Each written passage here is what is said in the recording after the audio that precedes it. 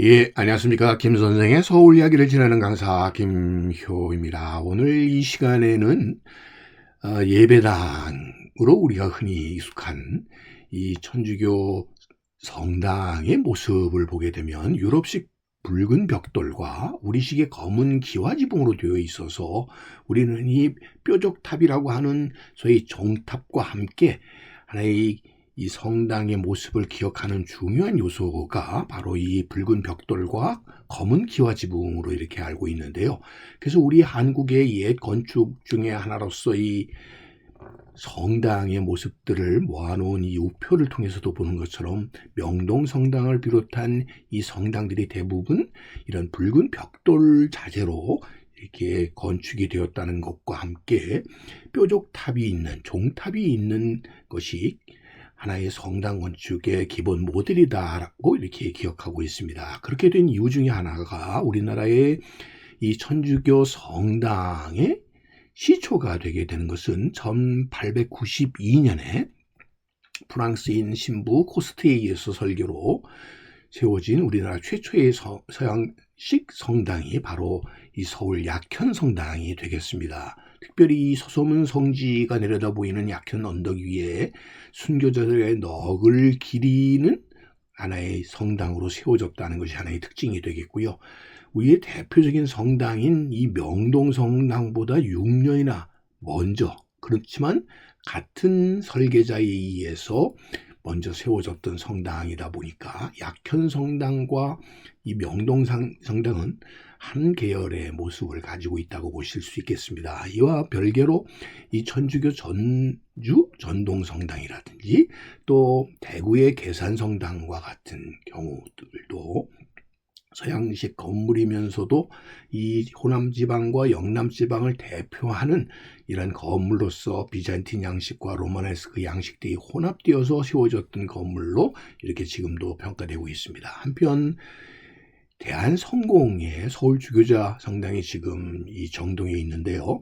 이것은 영국인의 설계가 되어서 로마네스크 양식에 따라 건축이 되었고 기초부만 화강석을 사용하고 있고 나머지는 붉은 벽돌을 사용하고 있다는 점에서는 이제까지의 성당 건축과 그 모습이 닮았다라는 것을 알 수가 있습니다. 이처럼 우리의 여액 건축으로서 성당은 이런 붉은색 벽돌과 더불어 검은 기와 지붕을 공통적으로 갖고 있다는 것을 알 수가 있습니다. 그래서 이들의 모습들을 다 추적해 보게 되면 그런 모습들이 예외 없이 적용이 되고 있으니 그 시초가 되게 되는 것이 약현성당이고 지금 중림동 일대, 서소문 밖의 중림동 일대에 이 서소문 성지를 배경으로 해서 내려다 보이는 약현 위에서 세워졌었던 것으로 1892년 이 최초의 서양식계의 건축물인 약현 성당은 그런 성당이 갖고 있는 기본 구조, 검은 지붕, 기와 지붕에 붉은 벽돌 몸체로 되어 있고 거기에 뾰족탑, 종탑이 위치하고 있다는 하나의 교회의 상징적인 이 구조를 잘 우리에게 보여주고 있다 이렇게 보시면 되겠습니다. 고딕 양식의 뾰족 아치의 벽돌조의 성당으로 서양식 교회의 상징 건물로서 이렇게 자리를 잡고 있다라고 보시면 되겠습니다. 이런 중림동 약형 성당이 결국 이어져 나가다 보니까 이를 계기로 해서 그 뒤부터 이루어지는 성당들, 예를 들어서 지금 풍선, 원주의 풍선 성당이라든지 중림동의 약현성당, 원주 전라북도의 완주의 대제성당이라든지 또 명동성당과 더불어 이런 성당들은 기본적으로 이런 구조가 하나의 공통점을 이루어 왔다라고 보시면 되겠습니다. 오늘날의 이 서울의 명동성당의 모습을 보고 있는데요.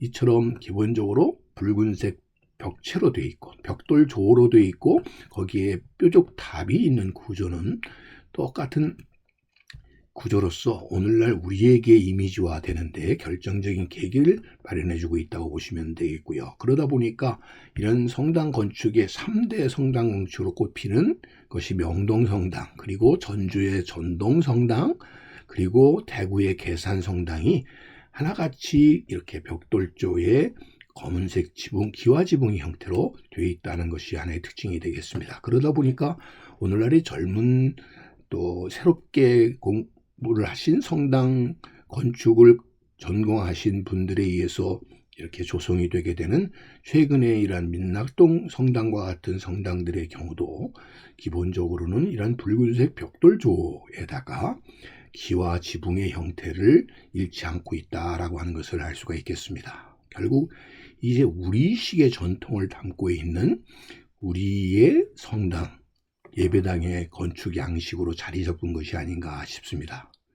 이 대구 범어 대성당의 모습도 바로 이렇게 붉은 벽돌조의 검은 기와 지붕의 형태를 그대로 띠고 있는 것이 아닌가 싶습니다. 그런 의미에서 이 외세마을, 와현이라고 불렸던 한강변 마을에서 검은 기와를 굽던 이 마을이 중국인 기술자들에 의해서 이런 붉은 벽돌을 만들게 되면서 이런 회색 벽돌의 전통에 외래 문화인 붉은 벽돌이 결합됨으로써 서양식 건축물인 붉은 벽돌 성당이 만들어지는 계기가 되어서 전통과 외래 문화가 결합한 대표적인 상징이 이 바로 붉은 벽돌조의 검은 기와 지붕의 바로 예배당 건축물로 우리에게 전해지게 되었다라고 보시면 되겠습니다. 오늘 이 시간은